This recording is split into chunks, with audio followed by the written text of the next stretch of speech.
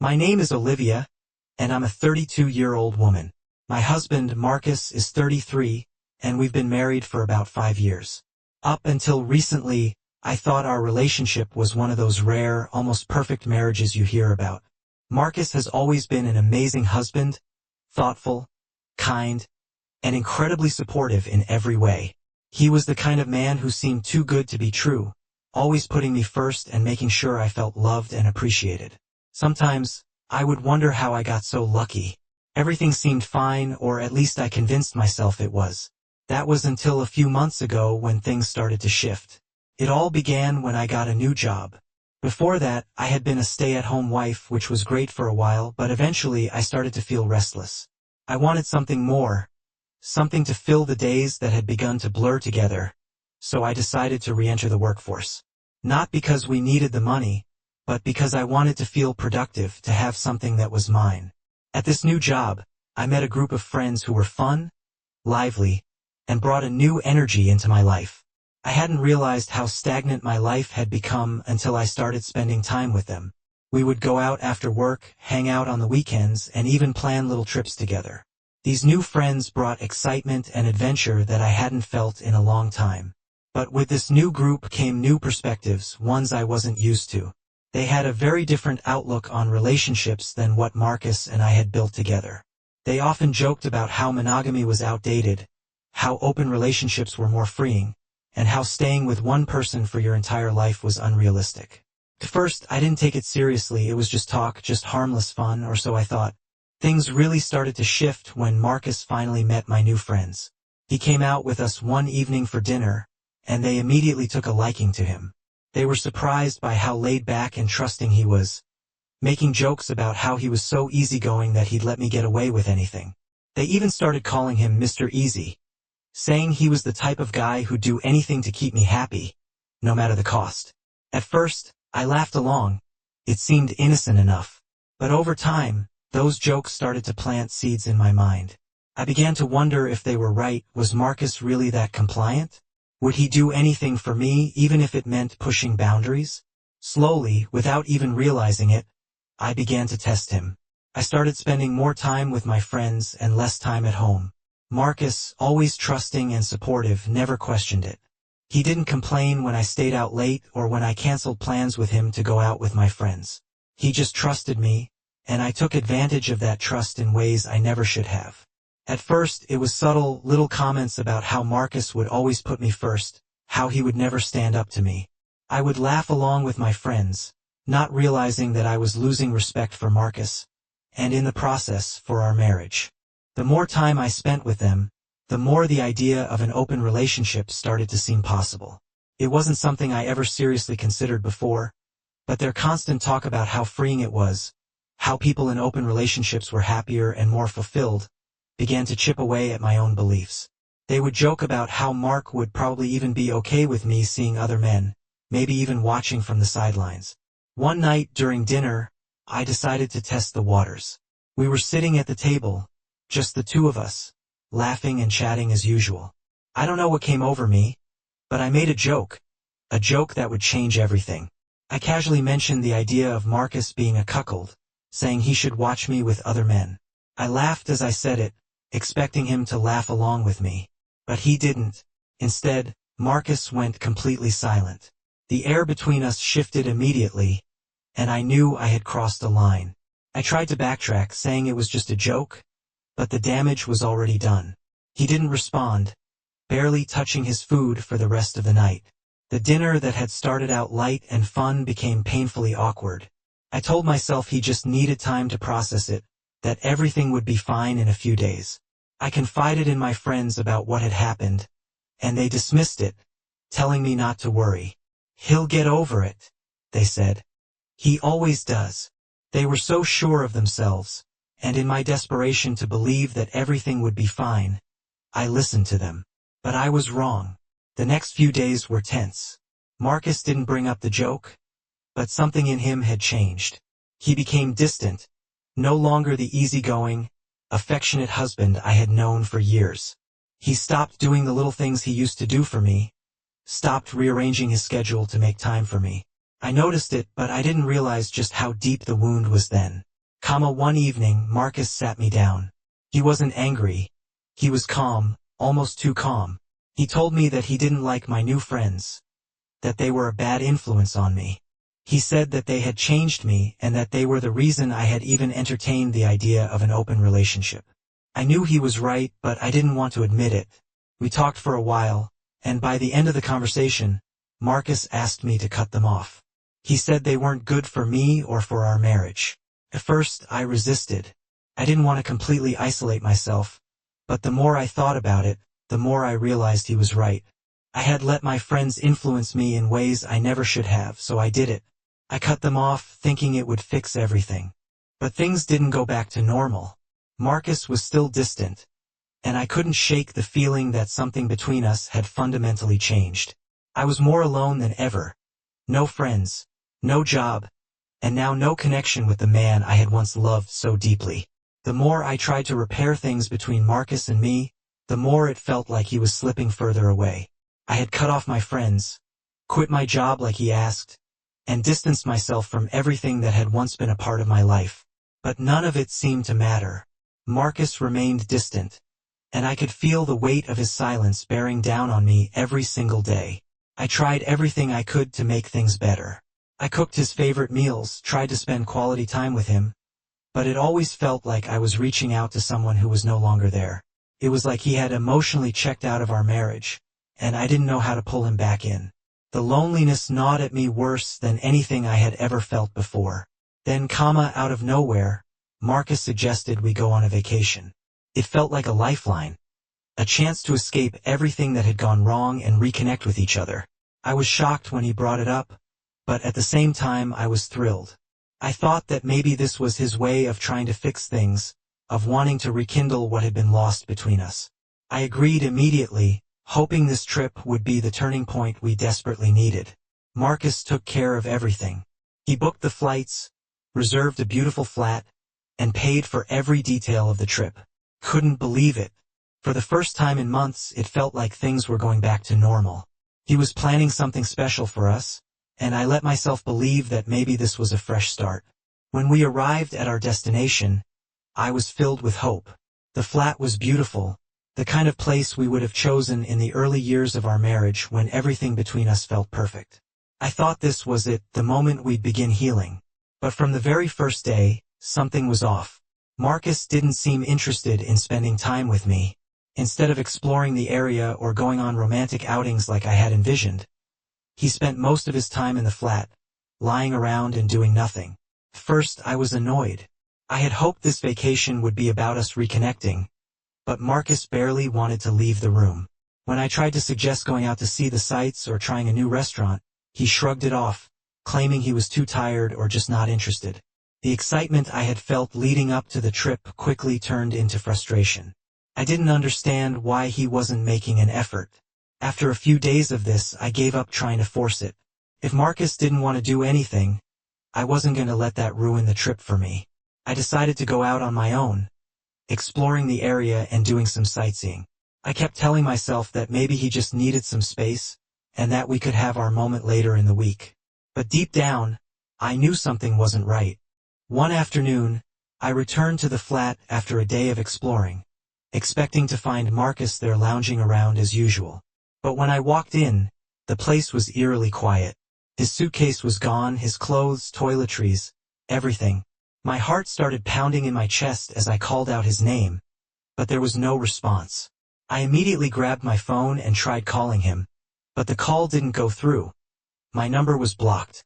Panic set in as I realized what was happening. Marcus hadn't just left for a walk or gone out for some food. He had left me completely.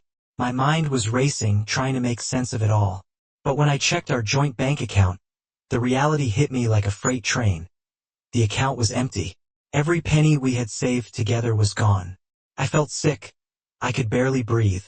Marcus had drained the account and vanished, leaving me stranded in a foreign country with no money, no way to contact him, and no idea how I was going to get home. It was the most surreal, gut-wrenching moment of my life. The man I thought I could always rely on, the man who had once been my rock, had planned this. He had brought me here to abandon me, leaving me without a single dollar or a way to return home. I sat on the edge of the bed, staring at the empty room, completely numb. That night I barely slept. I kept going over everything in my mind, trying to figure out how it had come to this. How had I not seen the signs? How had I not realized that Marcus had been planning something this cruel? The joke I had made about him being a cuck felt like a distant memory now, overshadowed by the crushing reality that my marriage was over in the most brutal way possible. The next morning, I woke up to a single message from Marcus. My heart leapt when I saw that he had unblocked me. But the message wasn't what I expected. He hadn't reached out to apologize or explain. Instead, he sent me screenshots of the group chats I had shared with my friends. My stomach dropped as I opened them. There, in black and white, were all the terrible things I had said about Marcus behind his back, the jokes, the ridicule, the insults. I had forgotten all about those conversations, but Marcus hadn't. He had saved them all. Every cruel comment I had made about him being too nice, too compliant, too eager to please, the messages I thought were harmless jokes, were now staring back at me like a slap in the face. It wasn't just my friends who had said those things. I had been just as guilty. I had started the conversations, laughed at the jokes, and encouraged the teasing. Seeing those messages again, knowing that Marcus had read them, made me feel sick. The weight of my betrayal hit me all at once. After sending the screenshots, Marcus blocked me again, no explanation, no chance for me to defend myself or apologize. I sat there, staring at my phone, completely shattered. This wasn't just about the joke I had made. It was about everything, the way I had let my friends influence me, the way I had disrespected my marriage, the way I had taken Marcus for granted. Marcus hadn't just left me. He had exacted his revenge in the most calculated way possible, leaving me stranded and alone with nothing but my own actions to blame. The days that followed were some of the worst of my life. I was forced to leave the flat the next morning because I couldn't pay for the remaining nights. I had no money, no way to book a flight home, and no one to turn to. I tried reaching out to a few friends, but none of them responded. It was like I had been erased from their lives. I was completely and utterly alone. I ended up selling everything I could, my clothes, my shoes, even some of the souvenirs I had bought, to scrape together enough money for a plane ticket. Took weeks, each day more miserable than the last. I slept in hostels, ate the cheapest food I could find, and did everything I could just to survive. Eventually, I saved up enough for a flight home, but I knew I couldn't go back to the life I had once known. Marcus had made it clear that I wasn't welcome in our house anymore. I had no choice but to go to my parents, the very people I had cut ties with years ago. To my surprise, they let me stay with them, but it came with conditions. They made it clear that I would have to pay rent and that I would owe them for every month I stayed. I was grateful for a roof over my head, but the loneliness and guilt weighed heavily on me. I had lost everything: my husband, my home, my friends, and I had no idea how I was going to rebuild my life. When I returned home after weeks of struggling to survive, I felt like a ghost of my former self. My parents had welcomed me back, but with a cold distance that made it clear this wasn't some loving reunion. They didn't say it outright, but I could tell they felt vindicated by my failure. Like my return proved all the warnings they'd given me years ago were right. I was back in their house, and I wasn't even the same person who had left all those years ago with so much pride and determination. The loneliness I had felt in that foreign country now followed me home. I was isolated with no friends, no job, and no hope for rebuilding the life I had once had with Marcus. I was grateful to my parents for letting me stay, but their strict rules about rent, paying back what I owed them, and their constant reminders of my mistakes only deepened the sense of failure I carried with me. I had no choice but to accept their conditions. I didn't have anywhere else to go. A few days after I settled in, I forced myself to reach out to Marcus. I knew he wouldn't respond, but I needed to at least try. I didn't know what I would say if I could reach him, but the weight of unfinished business between us hung heavy on my heart. Even though I had hurt him, and even though he had hurt me back in the worst possible way, I still wanted closure. But as expected, Marcus didn't respond. He had cut me out completely. It wasn't until a couple of weeks later that I was served with divorce papers. Seeing that envelope in my hands made my stomach turn. It was the final blow, the ultimate sign that everything between us was truly over. I had hoped foolishly, I guess, that there might be some kind of conversation, some chance for us to talk things through. But no, Marcus had made his decision, and he was moving on without me. I didn't have the resources to hire a lawyer, so I went through the divorce process on my own. I didn't even bother fighting for anything because I knew I didn't have much of a claim. Most of what we had, our savings, the house, the car, had been in Marcus's name. Even though we had shared a life together, most of the finances had been supported by him. So when it came down to it, I walked away with almost nothing. No house, no car, no savings, just the few things I had left in my suitcase. It was devastating, but at that point, I had become numb to the loss. It felt like just another part of my life crumbling. Like I was watching from the outside as everything I had built was taken away. The real heartbreak wasn't even about the money or the house.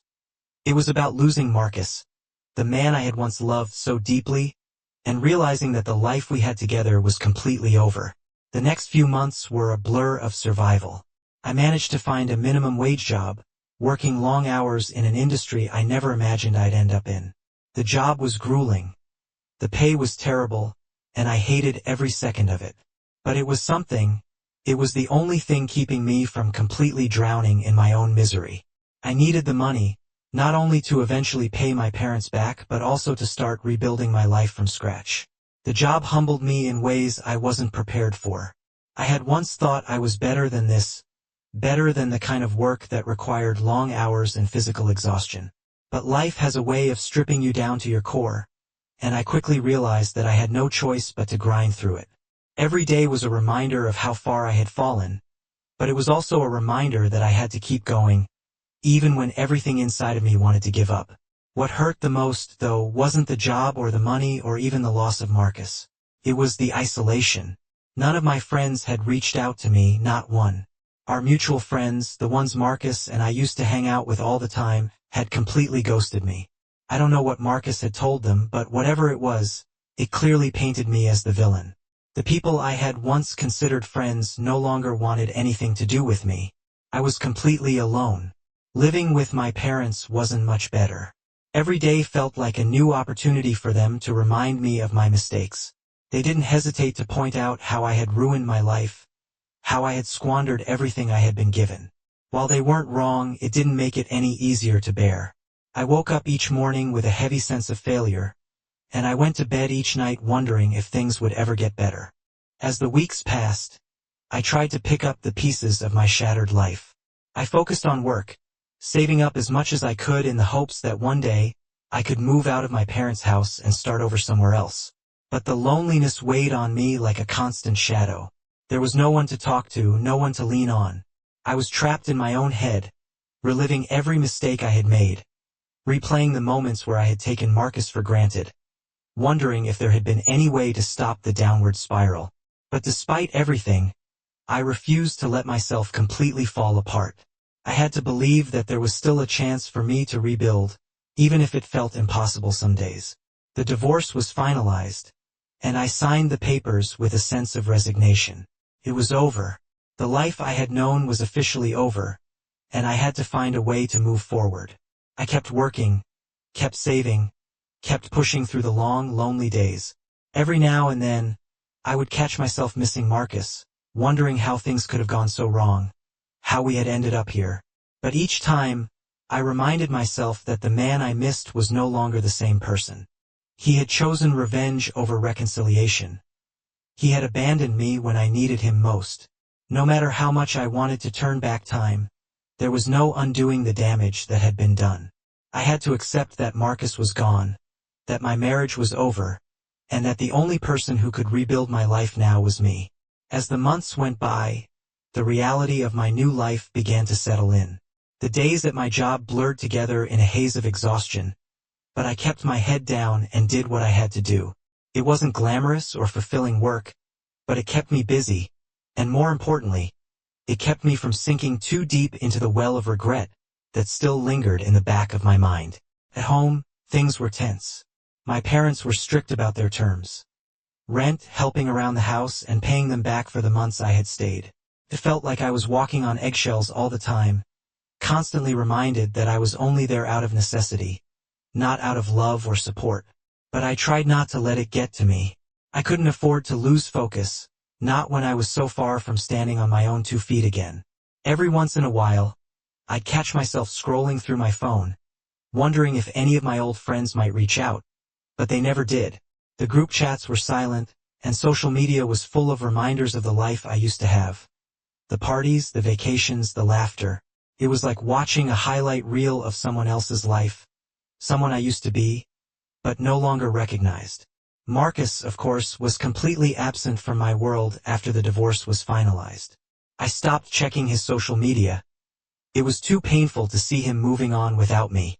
Every time I thought about the way he had abandoned me, it reignited the anger and hurt that I was desperately trying to bury. I wanted to heal, but every step forward felt like dragging myself through quicksand. One night after a long shift at work, I found myself sitting at the kitchen table, staring at the stack of bills I needed to pay. I was barely making enough to cover rent for my parents, let alone save for my own place. The thought of how much further I still had to go weighed heavily on me. I couldn't help but wonder if I'd ever get out of this hole I had dug for myself.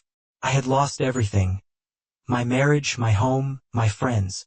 And even though I had a roof over my head, it didn't feel like home. My parents weren't exactly the most comforting presence, and I couldn't shake the feeling that they were waiting for me to fail again. The pressure was suffocating. I had to find a way to keep going, but it was hard to see the light at the end of the tunnel. Still, something inside me refused to give up. Maybe it was pride, or maybe it was sheer survival instinct. But I knew that no matter how miserable I felt, I couldn't let this be the end of my story. I had hit rock bottom, and the only direction left to go was up. But the climb was going to be slow, and I had to take it one day at a time. As weeks turned into months, I gradually started to adjust to my new reality. I began to see small glimmers of progress. I was able to save a little more money each month, even if it wasn't much. I threw myself into work, not because I loved it, but because it was the only thing that gave me a sense of purpose. My coworkers became the closest thing I had to friends, and while it wasn't the same as the life I had before, it was enough to keep me from feeling completely alone. There were moments of weakness, of course, times when I would find myself staring at old photos of Marcus and me, remembering the good times before everything fell apart. I'd wonder if he ever thought about me, if he regretted what he had done, or if he had moved on completely. But each time those thoughts crept in, I reminded myself that the man I had loved was no longer the same. The Marcus who had loved and cared for me was gone, replaced by someone who had chosen to punish me in the cruelest way over my head and a job that allowed me to survive. I wasn't where I wanted to be, but I wasn't stuck in the same toxic cycle I had been in during the last months of my marriage. I was free, even if that freedom felt more like isolation than liberation. And then one day something unexpected happened. I received a message from an old friend, not one of the friends who had encouraged my reckless behavior, but someone from my life before all the chaos. Her name was Sarah, and we had drifted apart over the years. But she had heard about my situation and wanted to reach out. Her message was simple: "Hey, Olivia. I heard about everything that happened. I just wanted to check in and see how you're doing. I know we haven't talked in a while, but if you ever want to grab coffee or just catch up, let me know. I'm here." I stared at the message for a long time before responding. It had been so long since anyone had shown me kindness without expecting something in return, and I didn't know how to react. But after a few moments, I typed back, "Thanks, Sarah. I'd love that. Let's catch up soon." We met for coffee a few days later, and it was strange how natural it felt to fall back into conversation with her. We talked about everything: her life, her work, her family, and eventually, she asked me about what had happened with Marcus. I hesitated, not wanting to relive the pain, but she was gentle, and I found myself opening up to her in ways I hadn't with anyone else. She didn't judge me. She didn't tell me I deserved what had happened. She just listened, and for the first time in a long time, I felt like I wasn't completely alone. Over the next few months, Sarah became a lifeline for me. She wasn't around all the time, but we'd grab coffee or lunch every now and then, and she was always there when I needed someone to talk to. Slowly, I began to feel like maybe, just maybe, I could rebuild some of the relationships I had lost along the way. It wasn't easy. The scars of what had happened with Marcus were still fresh, and there were days when I felt like I would never fully recover. But having someone like Sarah in my corner reminded me that there was still hope, even if it was just a small flicker of light in the darkness. Eventually, I began looking for better job opportunities. I knew I couldn't stay in my minimum wage job forever, and if I wanted to get back on my feet, I needed to take control of my future. I applied to dozens of jobs, faced rejection after rejection, but I kept pushing forward. And then one day I got an offer. It wasn't a dream job, but it was a step up, better pay, more stability, and the chance to finally move out of my parents' house. It was the first real victory I had experienced in what felt like forever, and it gave me a glimmer of hope that things were finally starting to turn around. The day I signed the offer letter, I sat down in my room and allowed myself a moment to breathe. It wasn't the life I had imagined, but it was a new beginning, a chance to start over, to rebuild my life on my own terms. For the first time in months, I felt like I had some control over my future. As I packed my things to move out of my parents' house, I realized that while I was still haunted by what had happened with Marcus, I was no longer defined by it. I had survived. I had made it through the worst of it, and now I had a chance to create something new. I wasn't the same person I had been when I married Marcus, and I wasn't the same person who had made those terrible mistakes. I had grown, learned, and suffered, but I had also found a way to keep going. The road ahead was still uncertain, but for the first time in a long time, I felt like I had a future worth fighting for. Here's the next story. Last Thursday was a routine night, at least it was meant to be. I got home from work, grabbed a beer, and nestled in on the couch while Amanda, my wife, went out with some friends. She mentioned supper, drinks, or something. Honestly, I wasn't paying attention. The routine has become background noise. Nothing really interesting. She would go out with her friends, and I would remain home. It has been this way for quite some time. But here's the deal. Amanda had recently become much more social than normal. She was never the sort to have a great number of girlfriends, but now there was always someone to meet, something going on. Initially, I didn't mind. Provided me time to myself. However, when she returned home later and later, her stories about her travels began to feel incomplete. That night, I decided to do something I normally wouldn't. I got up from the couch and went to our bedroom, half-heartedly intending to retrieve my laptop. That's when I realized it. Amanda's closet door was slightly opened. Normally, she is meticulous about it. The door is always closed. Everything is nice. But this time something was poking out. It was a shoe box, which isn't odd for a closet, right? But I knew she hadn't purchased new shoes recently. Curiosity got the best of me. I took out the box, and within it was not shoes, but a little black velvet pouch. My pulse accelerated as I opened it, only to discover a single red nail. Not the fake sort you get at a salon, but an actual nail that you could use with a hammer. Strange, right? It must have been a relic or recollection from one of her endeavors, right? I placed it back into the box, but my thoughts were racing. What type of souvenir is a nail? I tried to ignore it, but something about the circumstance did not sit well with me. The missing details, those late nights, that dumb red nail in the closet. Perhaps I was overthinking it, perhaps it was nothing, but I felt an itch in my brain. Now, something told me to continue digging. So I waited until she arrived home. It was nearly late when she finally went through the door. She looked different, not in a suspicious manner, but in a way that made my skin crawl. Amanda, I knew, was usually laid back and unconcerned about appearances, but her style had recently changed. She was sharper and sleeker, like a weapon dressed as a woman. The crimson lipstick and tight clothing made her seem so. She strolled around the room without acknowledging me. Something was not right. "Hello. How was your night?" I inquired, closely observing her. She hardly looked at me, simply replying, "Fine," and throwing her purse on the counter as if nothing had occurred. "Just exhausted." She nodded. But the sensation was eating away at me. Now, the red fingernail she stopped bothering to lie convincingly about, but I did not push, not yet.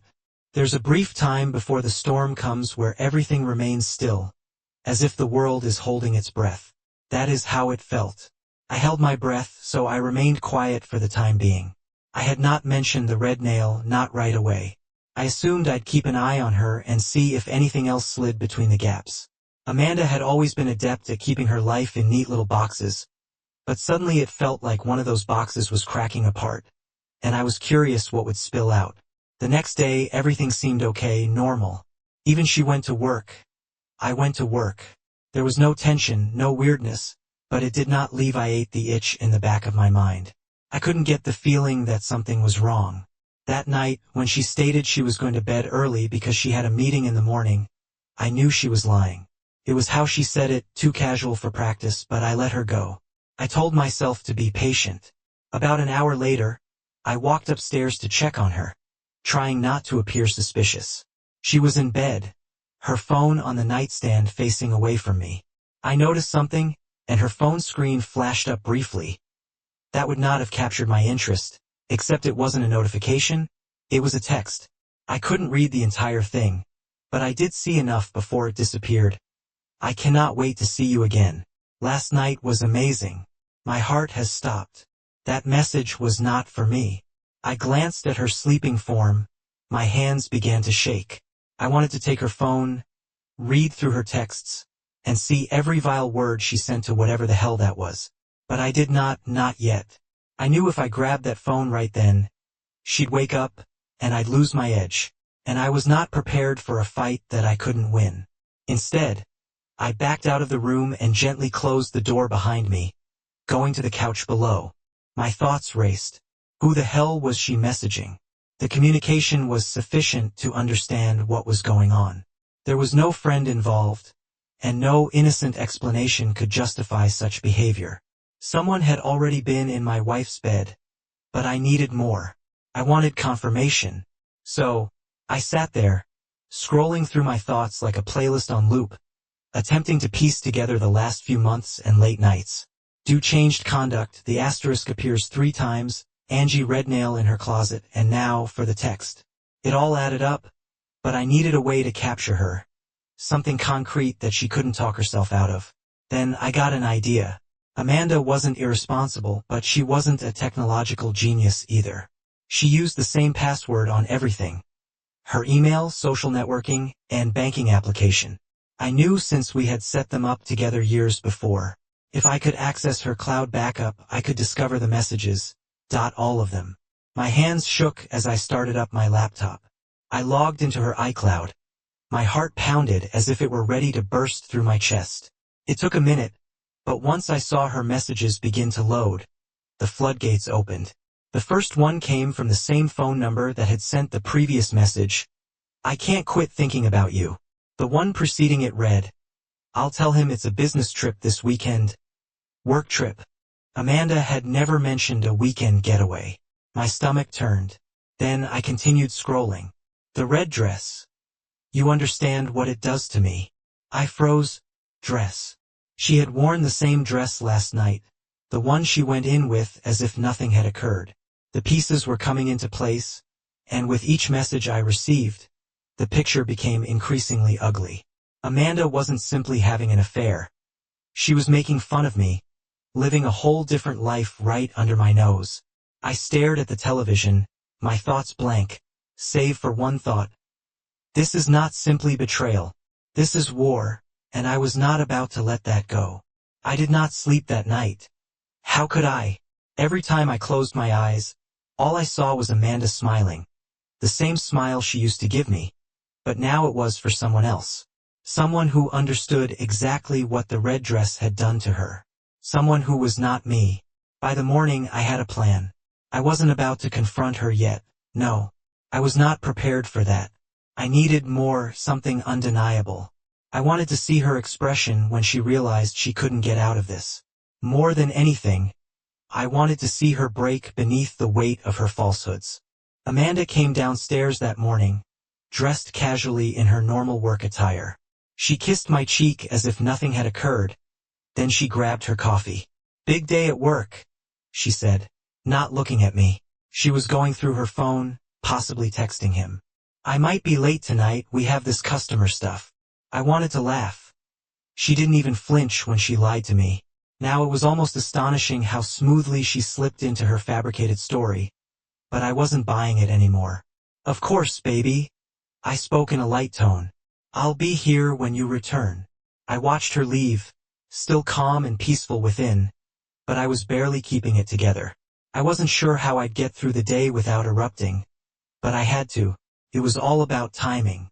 If I challenged her too soon, she would twist the tale and make it appear as if I had overreacted. No, I had to catch her in the act. So, after she departed, I began digging deeper. The messages I had discovered were a start, but I wanted more. There was a weekend excursion coming up. That much was evident from the writing.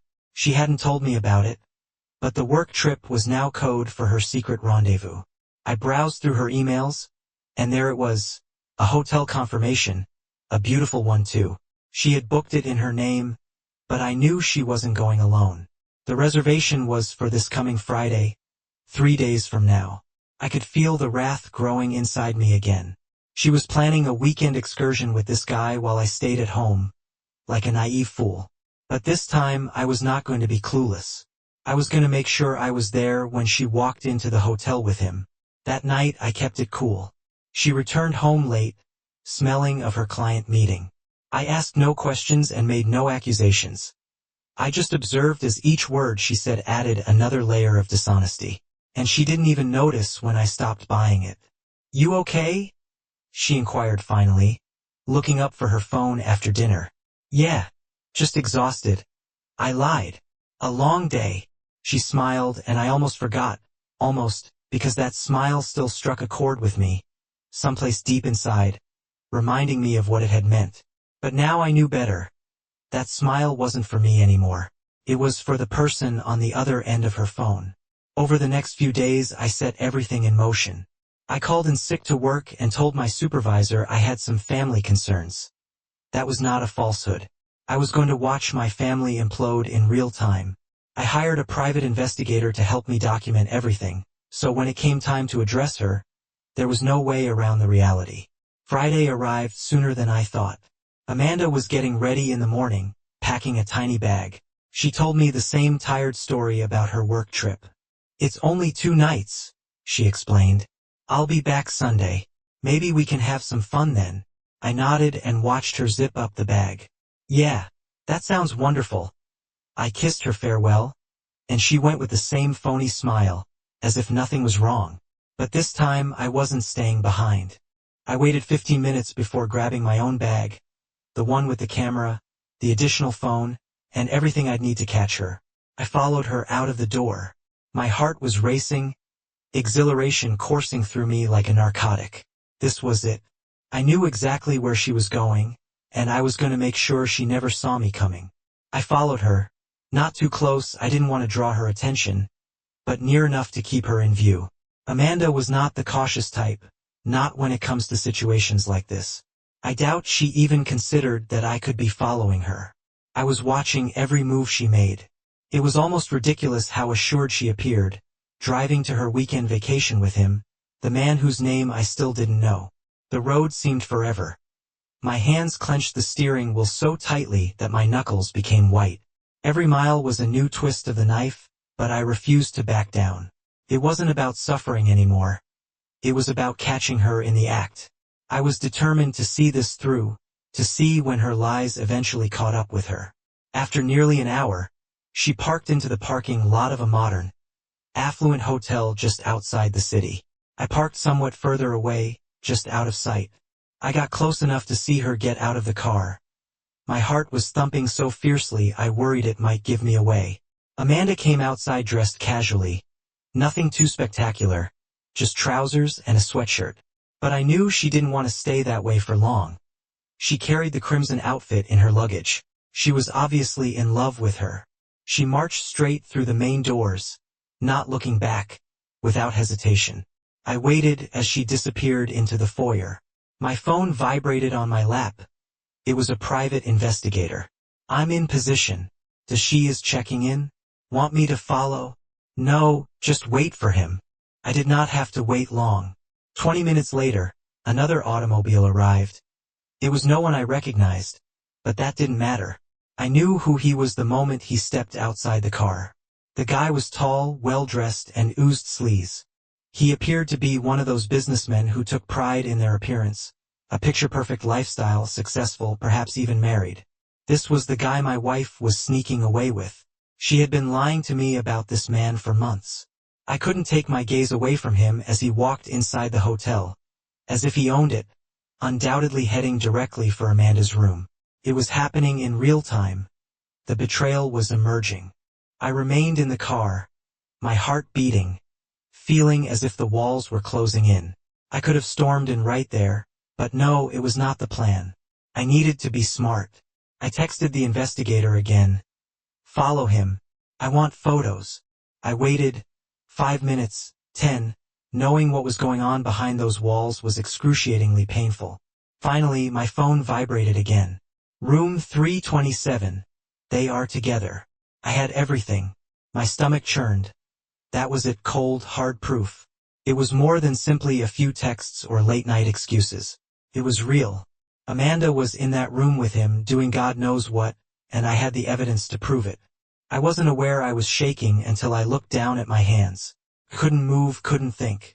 An intense mix of fury, hatred, and sadness whirled inside me like a hurricane, and I wasn't sure which feeling would triumph.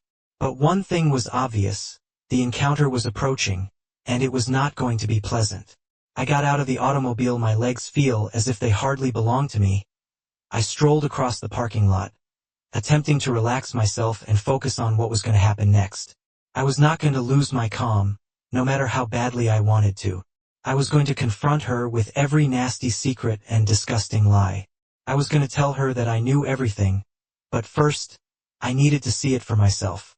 I strolled into the hotel, attempting to maintain a steady pace, despite the fact that my heart felt like it was going to explode.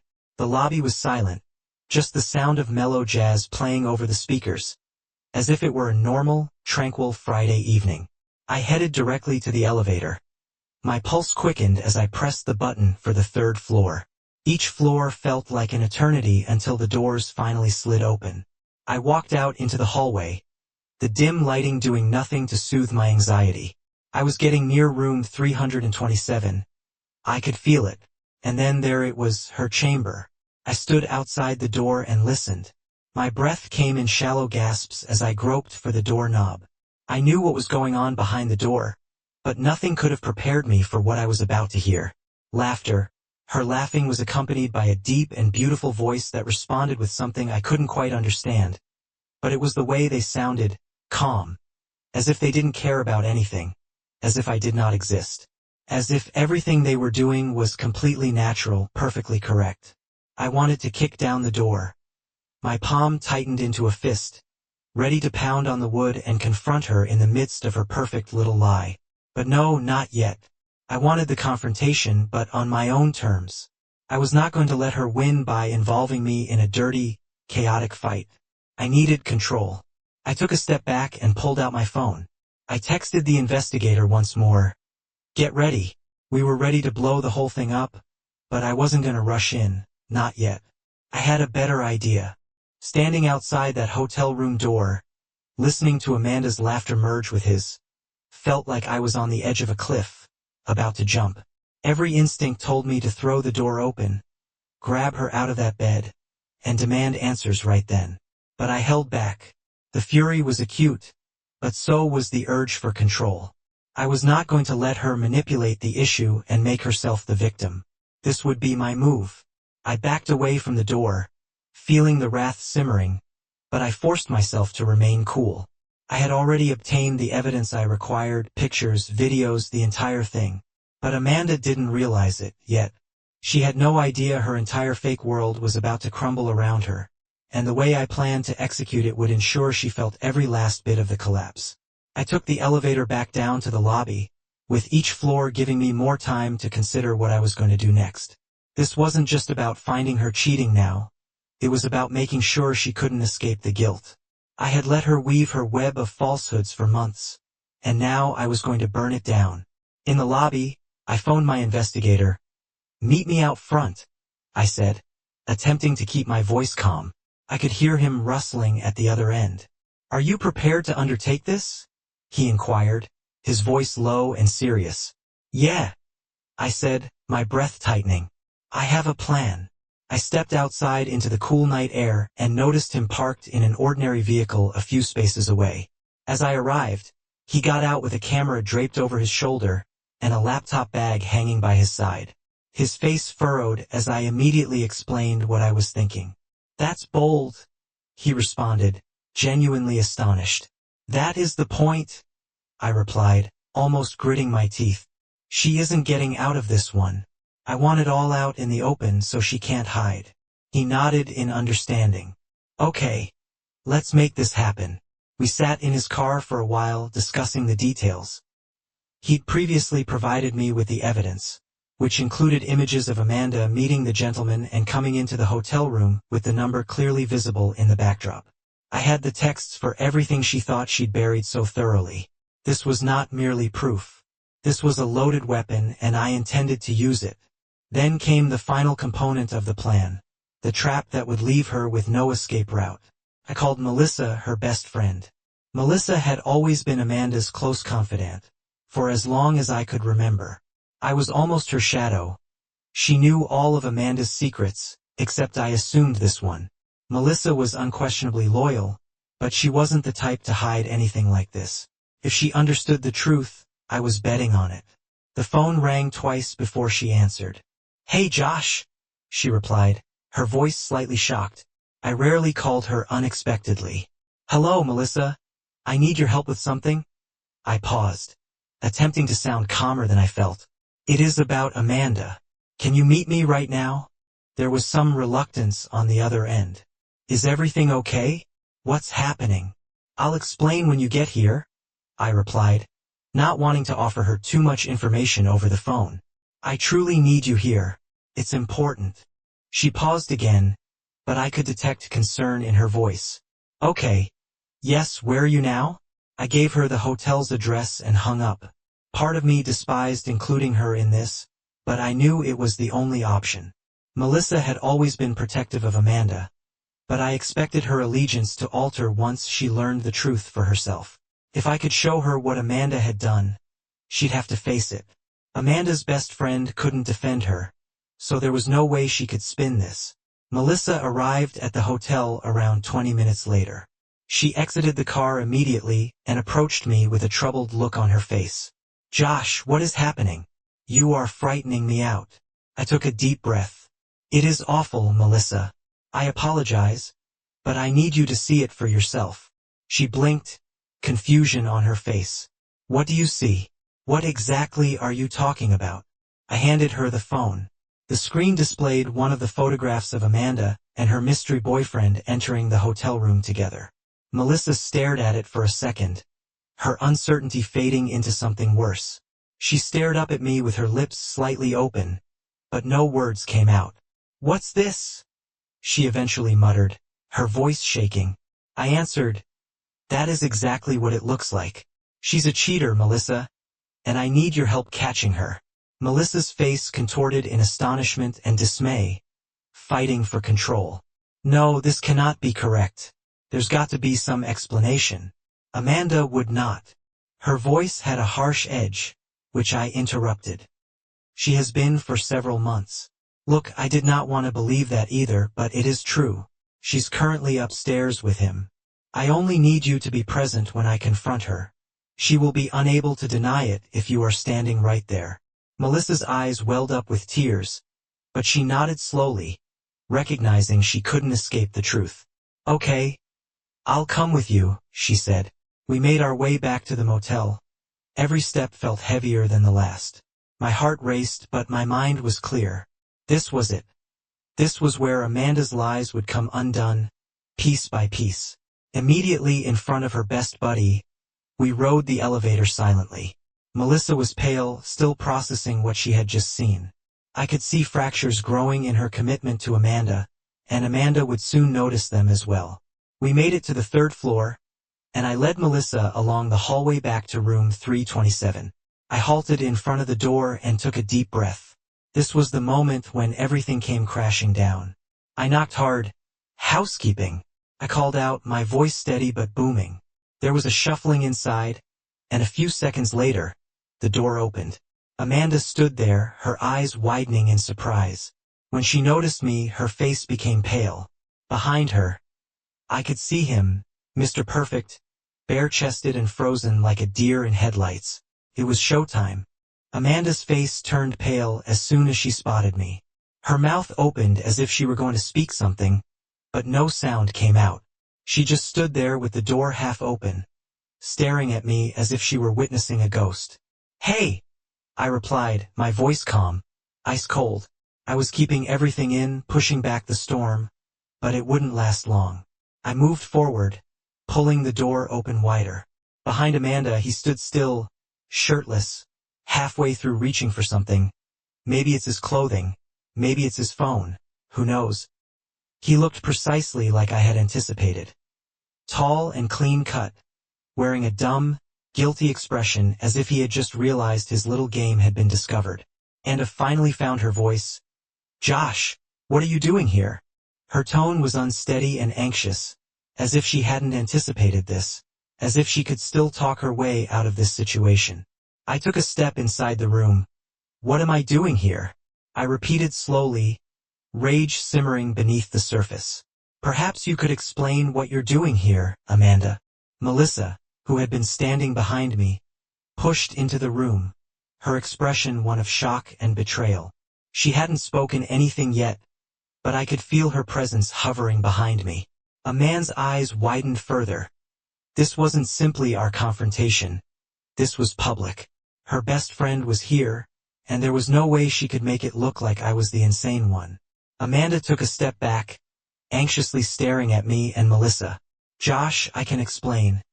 It isn't as it seems, not as it appears." I cut her off and laughed angrily. "Amanda, are you serious? I'm standing in a hotel room with you and your half-naked partner, and it's not as it appears." Her gaze shifted to the man behind her, who was now uncomfortably attempting to button up his shirt, evidently uncomfortable with the situation.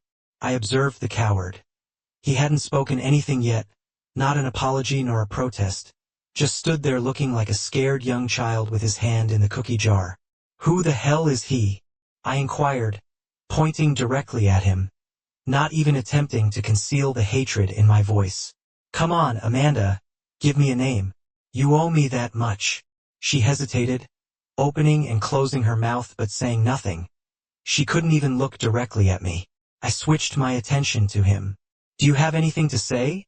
Or will you just stand there like an idiot?" He shifted awkwardly and cleared his throat. "Look, man." I did not shut talking. I snapped and cut him off. "I don't want to hear one word from you." He froze, eyes wide, completely unprepared for what had happened. Good, I wanted him to understand exactly where he stood in all of this. Nowhere. He was nobody, just a fool caught up in Amanda's web of deception. But it wasn't about him, not really. It was about her. Amanda reached out as if she might calm me down. "Do find a way to fix this, Joshua, please. Just listen. I can explain anything." I took a step back and raised my hand to stop her. "What exactly are you explaining, Amanda? You have been sneaking around behind my back for several months. You've been lying to me every day. Do you think there's anything you can say right now to make things better?" She bit her lip. Tears sprang up in her eyes, but I didn't fall for it. Not this time. The false tears and justifications were not going to work now. Melissa spoke, her voice quiet but piercing, as if she was attempting to grasp the truth of the situation. "Amanda, how could you?" Amanda turned to face her, her face crumbled even more. "Melissa, I understand." Melissa shook her head, her voice shaking with rage and betrayal. "Have you been lying to me too?" All the while they pretended that everything was all right, as if we were fine. "How could you do it?" Amanda's tears were falling freely now. She looked like a trapped animal. It's just happened," she stammered, and her voice broke. "I didn't intend for any of this. It was not intended to be like this. I felt something inside myself snap. It wasn't supposed to look like this." I repeated, "This is not an accident. This isn't something that simply happened.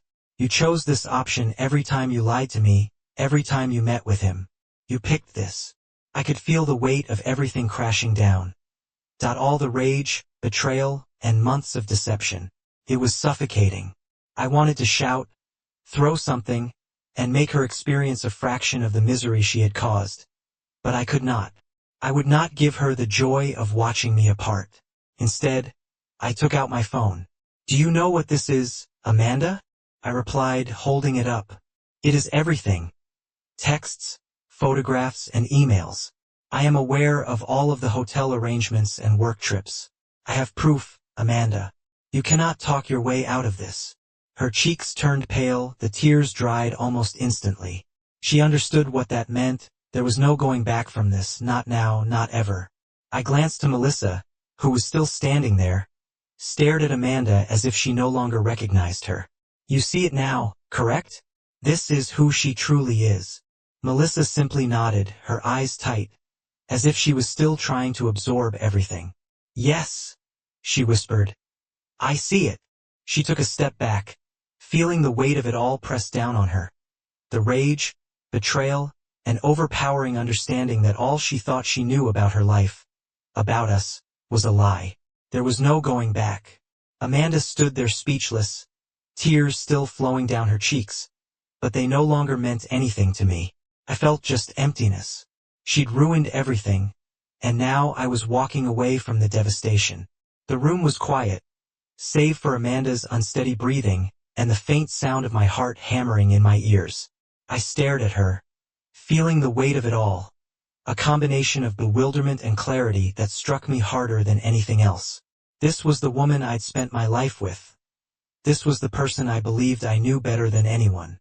But now, as I stood here watching her come apart, I knew she had always been a stranger. Melissa could no longer look at her.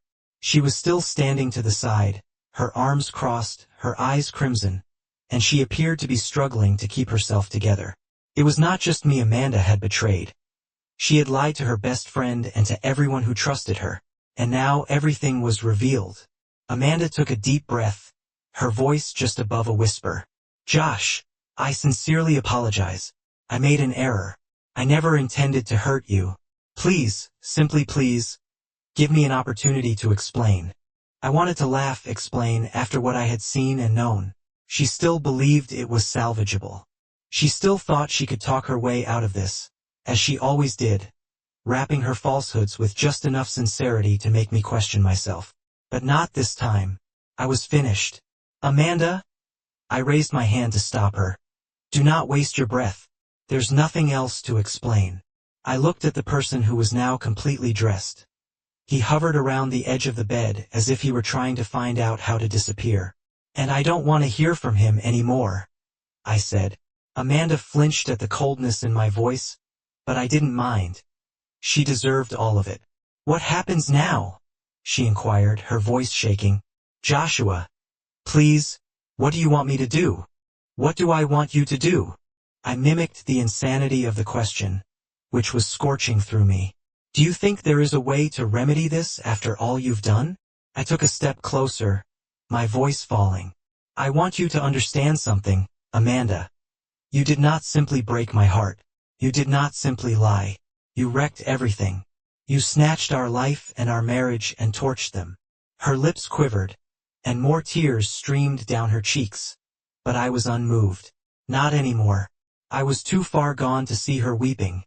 It's past the point of caring. "I'll do anything," she said, her voice cracking. "I will repair it, I vow. I will repair it. Just give me a chance." Melissa's piercing, frigid voice cut across the room before I could answer. "Amanda, you cannot solve this. Look around. Look at what you've accomplished. This cannot be fixed." Amanda turned to face Melissa, desperation engraved on every inch of her face. "Melissa, you know who I am. You know I am not—" "Not what?" Melissa interrupted her, eyes flaming. "Not a liar. Not a cheat. Not someone who could look me in the eye knowing what you were doing and acting as if nothing was wrong. Because it is precisely who you are, Amanda. I've known you for years and don't recognize you anymore." Her voice trembled with rage, a combination of betrayal and despair.